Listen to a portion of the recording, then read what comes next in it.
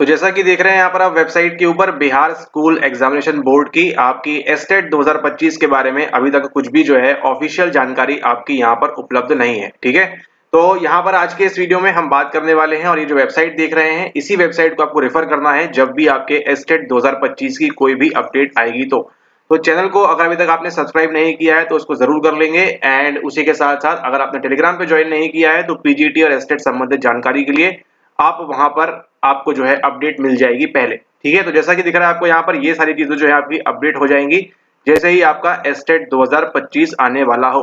तो जब यहाँ पर आपको अपडेट मिल जाए तो उसको आप मानिएगा कि अब ये जो है ऑफिशियली 100% कंफर्म हो चुका है कि आप जो है एस्टेट की परीक्षा देंगे।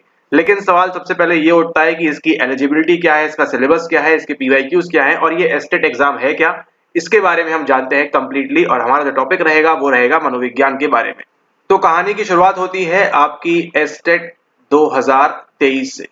एस्टेट 2023 अगर हम बात करें रिसेंट टाइम के अंदर सबसे पहली बार होता है। ठीक है, और इस पहली बार में होता है आपका यहाँ पर मनोविज्ञान। ठीक है, अब इसके पहले क्या हुआ क्या नहीं हुआ उसको आपको जानना नहीं है कि 19 में हुआ था, 11 में हुआ था, लेकिन अगर तब हुआ भी था तो मनोविज्ञान की उतनी कुछ जो है इतनी इंपॉर्टेंस या उस सब के जो चीजें हैं आज जो आपके 11th-12th में मनोविज्ञान आ रहा है उस टाइम पे इतना हाईली पॉपुलर नहीं था। ठीक है, तो पास्ट में 19 में क्या हुआ है, 11 में क्या हुआ है, इसमें अगर आप ध्यान देंगे तो आप कंप्लीटली अपना टाइम वेस्ट करेंगे और हमारा भी उस चीज को बताने में। ठीक है, जो कि आज के समय में 25 में 12-15 साल आगे चीजें जो आ चुकी हैं इसके लिए बिल्कुल भी रिलेवेंट नहीं है। तो हम इस वीडियो में बात करेंगे केवल उन्हीं चीजों के बारे में जो आपके लिए रिलेवेंट है आपके एस्टेट 2025 के लिए। ठीक है, ओके, तो कहानी की शुरुआत कब होती है? कहानी की शुरुआत होती है 2023 में जब आपका पहली बार एस्टेट होता है।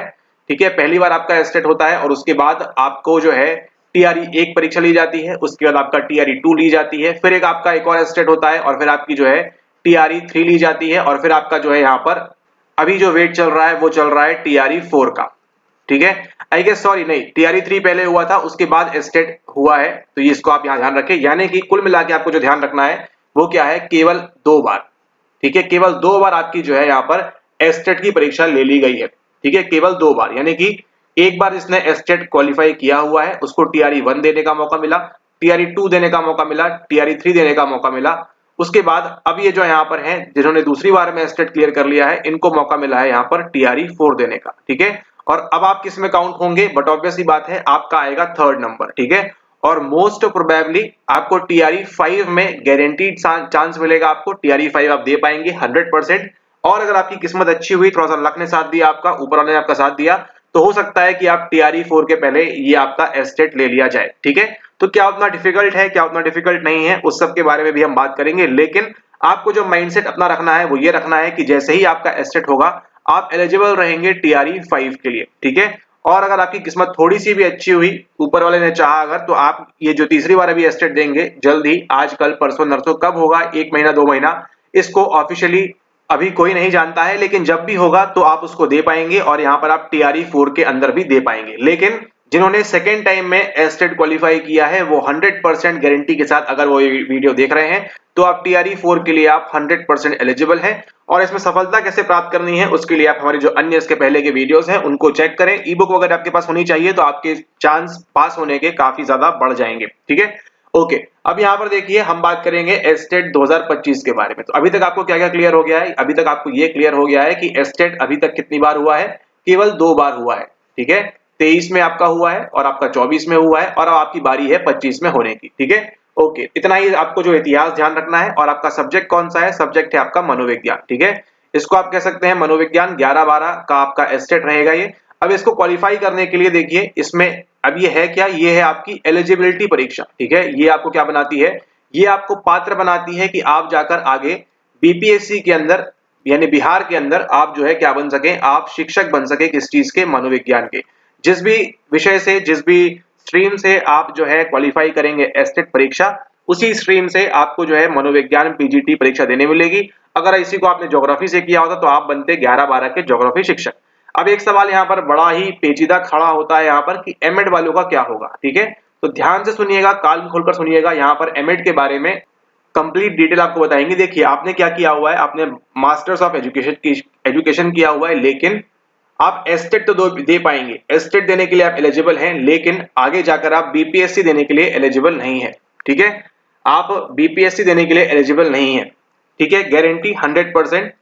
टीआरई 1 2 3 में किसी ने भी एमएड वाले बच्चे ने यहाँ पर बीपीएससी शिक्षक वो नहीं बना है, और जो लोग ने दिया बना भी उनको डीवी में बाहर कर दिया गया है। ठीक है, तो I am so sorry BPSC की तरफ से या हर किसी की तरफ से कि आपने अगर एमएड किया हुआ है, उसके बाद आपने एस्टेट का टॉप भी किया हो, तो भी आप बीपीएससी शिक्षक भर्ती टीआरई 4 5 6 के लिए आप कतई रूप से एलिजिबल नहीं है। ठीक है, तो ध्यान रखना है आपको इस बात को, बिल्कुल भी आप एलिजिबल नहीं है। इस भ्रम में आप ना रहें। कोई अगर आपको गुमराह कर रहा है, कोई अगर आपको यहाँ पर छलावा दे रहा है, कोई अगर आपको यहाँ बोल रहा है कि दे दो कर दो हो जाएगा, तो इसमें आप क्या करेंगे, अपना समय और अपना जो है मनी उसको आप यहाँ पर वेस्ट करेंगे। ठीक है, अगर नोटिफिकेशन में आता है तो आपको चैनल पे अपडेट मिल जाएगी, तो इसको आपको ध्यान रखना है। लेकिन आज की तारीख में जब आप ये वीडियो देख रहे हैं, एमएड बिल्कुल भी पॉसिबल नहीं है।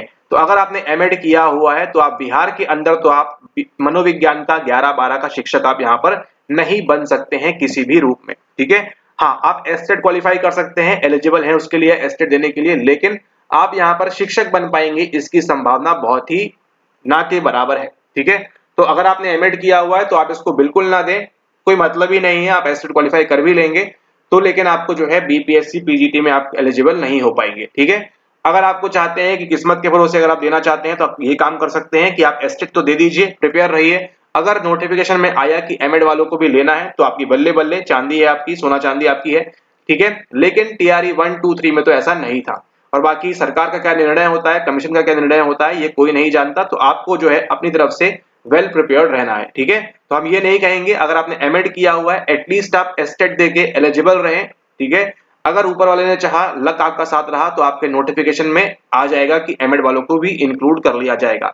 लेकिन कान खोलकर सुन ले, ये तभी बोल रहे हैं जब आपको ये एलिजिबल इसके अंदर होना हो तभी। ठीक है, लेकिन आज की तारीख में आप शिक्षक बनने के लिए यानी कि टीआरई एग्जाम में बैठने के लिए आप एलिजिबल नहीं है, चाहे आपने एस्टेट में पहला ही स्थान क्यों ना प्राप्त किया हो मनोविज्ञान के अंदर। ठीक है, ये आपको ध्यान रखना है। लेकिन अगर आप चाहते हैं एक्सपीरियंस के लिए या आप प्रिपेयर चाहते हैं शायद नोटिफिकेशन में आ जाए, इस वाले में नहीं अगले वाले में, अगले वाले नहीं 2 साल 3 साल 4 साल कभी भी हो सकता है, सही समय जब भी आएगा तो उसके लिए आप एटलीस्ट एलिजिबल रहेंगे, तो उसी केस में आप करें, अन्यथा आप इसको तुरंत छोड़ दें। अब यहाँ पर देखिए बात करेंगे एस्टेट परीक्षा की एलिजिबिलिटी के बारे में। 2 चीजें आपके पास होनी चाहिए, आपके पास बीएड होना चाहिए एंड देन उसी के साथ साथ आपके पास क्या होना चाहिए, आपके पास मास्टर्स इन साइकोलॉजी होना चाहिए। ठीक है, एमए साइकोलॉजी, मास्टर साइकोलॉजी आपकी होगी तो ही आप यहाँ पर एलिजिबल हैं कंप्लीटली एस्टेट परीक्षा के लिए भी, और उसी के साथ साथ आप यहाँ पर एलिजिबल हैं टीआरई 4 5 6 7 8 जो भी होगा उसके लिए।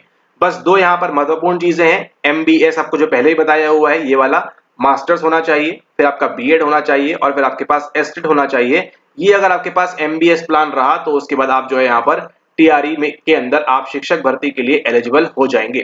ठीक है, तो यहाँ पर हमने बात कर ली एलिजिबिलिटी के बारे में। एक बार फिर से आप सुन ले, जो लोग यहाँ पर एमएड के बारे में क्वेरी करते हैं, एमएड आज की तारीख में जब आप ये वीडियो देख रहे हैं तो ये आप बिल्कुल भी एलिजिबल नहीं है, आप बिल्कुल भी पात्र नहीं है कि आप टीआरई 4 की परीक्षा, टीआरई 5 की परीक्षा आप यहाँ पर दे पाए। ठीक है, इस बात को आप ध्यान रखें, MEd is not eligible in Bihar. Bihar के अंदर एमएड को यहाँ पर पात्र नहीं माना गया है टीआरई परीक्षा देने के लिए, पुराने नोटिफिकेशन 1 2 3 के हिसाब से। आगे क्या चेंजेस होते हैं उसके लिए आपको रिसेंट अपडेटेड वीडियो मिल जाएगी, तो उसको भी आप देखते रहें और चैनल को सब्सक्राइब करना आप ना भूलें और टेलीग्राम पे ज्वाइन करना ना भूलें ताकि कोई भी अपडेट आपसे मिस ना हो। ठीक है, ओके, अब बात करेंगे यहाँ पर देखिए एस्टेट का सिलेबस। ठीक है, 2 चीज आपके सामने आएगी यहाँ पर एस्टेट का, पहले हम बात करेंगे यहाँ पर सिलेबस के बारे में एंड देन उसी के साथ साथ यहाँ बात करेंगे हम आपके एस्टेट के पीवाईक्यू के बारे में। उसी के साथ साथ यहाँ पर हम बात करेंगे कि इसकी नंबर 3 पे इसकी तैयारी करनी कैसे है। ठीक है, एस्टेट मनोविज्ञान की आप तैयारी किस प्रकार से कर सकते हैं, क्या सारी चीजें आपको करनी है, क्या अलग से कुछ करना है या सामान्य चीजें करनी है, उसके बारे में बात करेंगे। सबसे पहले देखिए एस्टेट परीक्षा है क्या, ये आपकी पात्रता परीक्षा है। सिलेबस क्या रहेगा आपका, सिलेबस है आपका संपूर्ण एनसीईआरटी। ठीक है, तो अगर आपने एनसीईआरटी को अच्छे से पढ़ा हुआ है, एनसीईआरटी 11-12 की अगर आपको आती है तो आप यहाँ पर 100% गारंटी से पास कर जाएंगे। उसी के साथ साथ देखिए अगर आपने पीवाईक्यू लगाया हुआ है तो बहुत अच्छी बात है, नहीं भी लगाया हुआ है तो कोई दिक्कत की बात नहीं है। पेपर जो है काफी आसान स्तर का आता है, कोई डिफिकल्ट नहीं आता है। तो पीवाईक्यूज अगर आपके पास हैं तो अच्छी बात है, 2 पीवाईक्यूज हुए हैं, अगर आपके पास है तो अच्छी बात है, नहीं है तो कोई बात नहीं। ये आपको इजीली अवेलेबल नहीं होंगे तो इसके लिए आप परेशान ना हो। पेपर आप देखेंगे, पेपर आपको बड़े आसान तरीके से बन जाएगा। ठीक है, 150 सवाल रहते हैं, 150 में से आपको कितना स्कोर करना रहता है, स्कोर करना रहता है आपको यहाँ पर केवल 75 नंबर। अगर आप 75 नंबर लेकर आ जाते हैं तो आपके लिए जिस भी सेशन में आप बैठेंगे उसको आप बड़े आसानी से पास कर लेंगे उस परीक्षा को।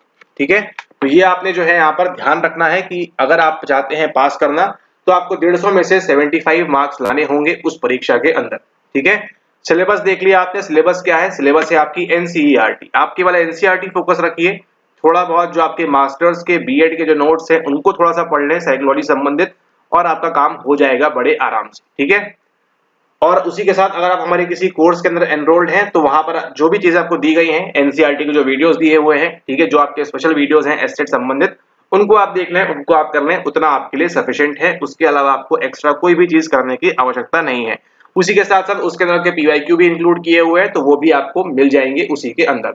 अब अगला देखिए, बात करें तैयारी करनी कैसी है। तैयारी के लिए देखिए, आपको सबसे पहले उठानी है अपनी 11 और 12 की एनसीईआरटी। उसको आपने पढ़ना है बार बार बार बार बार बार। उसी के साथ साथ पीवाईक्यू अगर है तो वेल एंड गुड, नहीं है तो कोई बात नहीं, उसको आप नहीं लगाएं तो भी आपका काम चल जाएगा, क्योंकि सवालों का स्तर उतना हाई नहीं है। आने वाली वीडियोस में आपको एक दो डेमो दिखा देंगे कि किस प्रकार से सवाल आते हैं, तो आपके लिए आसानी हो जाएगी वहां पर कि किस प्रकार से सवाल आपको करने के लिए मिलेंगे एस्टेट के अंदर। ठीक है, और यही चीजों को क्या करना है आपको, इन्हीं चीजों को आपको जो है बार बार बार बार आपको रिविजन देना है। ठीक है, क्योंकि आपके साइकोलॉजी के कितने सवाल आएंगे, 100 सवाल आएंगे, और लोग जो है 80-90 सवाल भी सही कर सकते हैं साइकोलॉजी के अंदर अगर उन्होंने इन दोनों चीजों को किया हो अच्छे तरीके से। ठीक है, पीवाईक्यू नहीं भी करेंगे कोई दिक्कत की बात नहीं है, उतने डिफिकल्ट सवाल नहीं आते, उतने टफ सवाल नहीं आते हैं, आपको बड़े आराम से बन जाएगा। ठीक है, ये सवाल एस्टेट के सवाल जो होते हैं वो उस स्तर के होते हैं कि 11 और 12 का बच्चा सॉल्व कर सके उस चीज को। ठीक है, 80 सवाल ऐसे आएंगे जो आप 11-12 के सॉल्व कर सके, 20 सवाल थोड़े से आपके हाई लेवल के आएंगे, यानी कि मास्टर्स लेवल के काय स्क्वायर पूछ सकते हैं और कुछ डिफरेंट डिफरेंट चीजें पूछ सकते हैं, लेकिन वो उनके ऊपर डिपेंड करता है। ठीक है, जरूरी नहीं है ऐसा कि आप जो है यहाँ पर सभी चीजों को कर पाए। 80 भी आपको बन गए ना सही सही, तो आप बड़े आराम से, केवल क्या करना है 80 सही करने के लिए 11 और 12 पढ़ लें, बाकी आपके पास 50 सवाल रहेंगे आपके टीचिंग एप्टीट्यूड और वो जो रहता है उसको भी आप कर लेंगे बड़े आराम से, वहां पर आपका इजीली कवर हो जाएगा। ठीक है, अगर आप हमारे किसी भी कोर्स और प्रोग्राम का हिस्सा हैं तो आपको कुछ करने की आवश्यकता नहीं है। जो वीडियोस आपको दी गई है उनको देखें, जो स्पेशल वीडियोस दी गई हैं उनको देखें, और जो आपके पीवाईक्यू वाले वीडियोस हैं, ठीक है, एस्टेट के हो सकते हैं, पीआरई के हो सकते हैं, उनको देखें, आपका एस्टेट बड़े आराम से हो जाएगा। ठीक है, लेकिन हाँ एक चीज आपको करनी है, वो क्या है, वो है रीडिंग। एनसीईआरटी रीडिंग करना जरूरी है, क्योंकि वो कॉपी पेस्ट सवाल आपको करके पूछते हैं बार बार। ठीक है, तो इस प्रकार से अगर आप एस्टेट की तैयारी करते हैं 11-12 के लिए तो आपके लिए काफी इजी हो जाएगा, काफी सुविधापूर्ण हो जाएगा, और जैसे ही परीक्षा होगी आपकी एस्टेट 2025 की, तो उसको आप जल्द से जल्द क्वालिफाई कर लेंगे। कोई दिक्कत है, हम चाहते ही नहीं कि जितने बच्चे दे रहे हैं, मतलब मान के चलिए अगर हम यहाँ पर आंकड़ा लेते हैं 1000 बच्चों ने दिया है एस्टेट, तो 1000 के 1000 पास होना चाहिए, इतना आपका ये इजी पेपर आता है। ठीक है, लेकिन फर्क किसका है ना, फर्क पूरा केवल आपके माइंडसेट का है। आप किस प्रकार से सोच रहे हैं इस परीक्षा को लेके। अगर आपने इसको जो है एकदम टफ प्रकार से सोच लिया है तो आपके लिए काफी डिफिकल्ट होगा, लेकिन अगर आपने इसको एज अ इजी वे में लिया, इजी गोइंग लिया, तो ये आपके लिए काफी इजी होगा, काफी आसान होगा। पिछले बार का जो रिकॉर्ड है वो यहाँ पर बच्चों ने 100 के 120, 112, 110 इस प्रकार से नंबर लाए हुए हैं एस्टेट परीक्षा के अंदर 150 में से। ठीक है, तो जब वो लोग ला सकते हैं वीडियोस देख के परीक्षा करके, तो आप लोग भी ला सकते हैं। 1000 के 1000 पास होना चाहिए, या 5000, जितने भी लोग भी एस्टेट परीक्षा दे रहे हैं, हम चाहते हैं कि सभी के सभी यहाँ पर पास करें। कोई भी बच्चा ऐसा ना रहे जो 75 के नीचे लाए। ठीक है, 75 के ऊपर स्कोर करना आराम से बहुत आसान है, बहुत इजी है। केवल आपको जो है माइंडसेट अपना सही रखना है कि यस, हमको जो लिमिटेड चीजें बताई गई हैं 11-12 उतना ही हम करेंगे, उसके अलावा और एमए और बीएड का जो आपका पास है, ठीक है, वो मटेरियल उतना अगर आपने कर लिया तो आपको एस्टेट में कोई समस्या नहीं आएगी। ठीक है, और इसका फुल फॉर्म ही क्या है, स्टेट टीचर एलिजिबिलिटी टेस्ट। ठीक है, तो पहले वो आपको ये चेक कर रहे हैं कि आप टीचर बनने के लिए आप पात्र भी हैं या नहीं, तो उनको बताइए, उनको प्रूव करिए कि आप गलत हैं, हम सही हैं 100%, हमने पढ़ के आए हैं एनसीईआरटी 11-12 की, हमको पूरी याद है, और यही चीज सेम आपको रिपीट करनी है कहां पर जाकर, आपको बीपीएससी के अंदर। ठीक है, देखिए दोनों परीक्षा की अगर हम बात करें, दोनों की अगर हम बात करें, साइकोलॉजी की अगर हम बात करें, दोनों परीक्षा होगी। ठीक है, तो दोनों परीक्षा का लेवल देखिए कैसा फर्क रहता है। आपने 6वीं से लेकर 10वीं तक मैथ्स पढ़ी, बोलिए हाँ पढ़ी, और आपने 10वीं से लेके 12वीं तक मैथ्स पढ़ी, अगर मान के चलिए आपका मैथ्स था। ठीक है, या फिर इसको यहाँ पे ले लें कि 1 से लेके 5 तक पढ़ी आपने। ठीक है, इसको हटा देते हैं क्योंकि हर कोई किसी का नहीं होता, लेकिन देखिए यहाँ फर्क कैसा होता है। ठीक है, यानी पहली कक्षा से लेके 5वीं तक आपने गणित को पढ़ा है, और 6वीं से लेके 10th तक भी आपने यहाँ पर गणित को पढ़ा है। ठीक है, आप बताइए कौन सी इजी है, ये वाली इजी है, कौन सी थोड़ी सी डिफिकल्ट है, ये वाली डिफिकल्ट है। सेम चीज आपको अप्लाई कर देनी है। यही क्या है, यही आपका एस्टेट है, और ये क्या है, यही आपकी बीपीएससी है। आई होप आपको इससे आसान एग्जाम्पल आपने जीवन में कभी नहीं देखा होगा इन दोनों परीक्षाओं के बारे में, कितना आसान है ये सारी चीजें। बस फर्क किसका है, फर्क है आपके माइंडसेट का कि आप किस प्रकार से सोच रहे हैं। देखिए यहाँ पर भी आपने 2+2 सीखा, यहाँ पर भी आपने 2 का स्क्वायर सीखा, समझ रहे हैं आप। बस फर्क क्या है, कॉन्सेप्ट वही है, 2+2 4 ही होगा। यहाँ पे आप 2 × 2 भी ऐसे करेंगे तो कितना मिलेगा आपको, 4 मिलेगा। गणित के अंक वही है, सारी चीजें वही है, साइकोलॉजी का वैसे ही, सिलेबस वैसा का वैसा ही रहेगा, लेकिन सवाल पूछने का पैटर्न आपको जो है वो यहाँ पर अलग मिलेगा, यहाँ पर आपको अलग मिलेगा। ठीक है, यानी कि पहली से पांचवी में आपसे क्या पूछेंगे कि इसके पास इतनी चॉकलेट्स हैं, इसके पास इतनी चॉकलेट्स हैं, कुल बताओ कितनी चॉकलेट्स होंगी। ठीक है, लेकिन यहाँ पर क्या पूछेंगे कि एक त्रिभुज इस प्रकार से है तो यहाँ पे कितना है, यहाँ पे कितना है, तो इसकी लंबाई बताइए। ठीक है गणित ही है, सारी चीजें सेम, लेकिन आपको क्या कर रहे हैं, केवल लेवल जो है आपको वो आपको फर्क लाएगा। ठीक है, और लेवल में फर्क कैसे आएगा, पूरा का पूरा खेल किसका है, आपके माइंड सेट का। ठीक है, बीपीएससी के लिए हो चाहे आपके एस्टेट के लिए हो, क्योंकि देखिए आप एस्टेट दे क्यों रहे हैं, अंतिम लक्ष्य क्या है, अंतिम लक्ष्य यहाँ पे सरकारी शिक्षक बनना। एस्टेट दे ही रहा है हर बच्चा, वो 100 में से 100 बच्चे उसी के लिए दे रहे हैं ताकि वो क्या करे, आगे जाके यहाँ पर बीपीएससी में शिक्षक बने। ठीक है, तो जितना अच्छे से आप 11-12 का यहाँ पढ़ाई करेंगे उतना ही आपको मदद मिलेगी वहां पर आगे जाकर आपको यहाँ पर बीपीएससी स्कोर करने के लिए। ठीक है, तो इस वीडियो को आप ऐसा ब्लूप्रिंट लीजिए कि अगर आप एस्टेट 2025 ले रहे हैं, इस वीडियो को आप सेव कर ले, डाउनलोड करके रख ले, जब भी आपको दुविधा हो इसको बार बार करके सुने।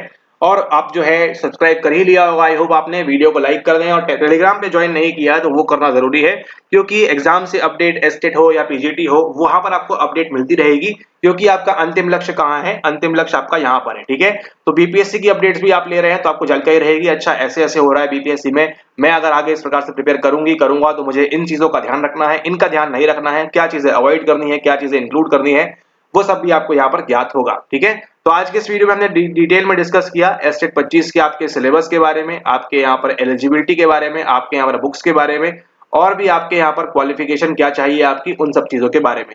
तो अगर आपने ये वीडियो देख लिया है तो आप एस्टेट 25 के बारे में हर चीज जानते हैं। आने वाले वीडियोस में हम आपके पीवाईक्यू एग्जांपल ले लेंगे कि पीवाईक्यू क्यों लगाना जरूरी नहीं है इस चीज के लिए, और कितने आसान तरीके से आते हैं। हाँ, जिनको पढ़ाई और एडवांस करनी है वो पीवाईक्यू लगा सकते हैं, लेकिन नहीं भी लगाएंगे तो पास करेंगे। मतलब 100 बच्चे परीक्षा दे रहे हैं, 95 ने पीवाईक्यू लगाया है, 5 ने नहीं लगाया है, तो ये 5 भी पास करेगा, या 95 भी पास करेंगे, कोई दिक्कत की बात नहीं है। लेकिन ये जो चीजें आपको है ध्यान रखनी है, एलिजिबिलिटी क्या है, आप एलिजिबल है, पात्र है, नहीं है, क्या चीजें पढ़नी है, क्या चीजें अवॉइड करनी है। सवालों का देखिए क्वेश्चन का पैटर्न कैसा रहेगा, एमसीक्यू टाइप का रहेगा, 4 ऑप्शंस रहेंगे, 100 आपके साइकोलॉजी के रहेंगे, 50 आपके टीचिंग एप्टीट्यूड का रहेगा, 150 यहाँ पर हो जाएगा। बस इतना ही कुछ करना है, और कुछ इसमें रॉकेट साइंस अलग से है नहीं।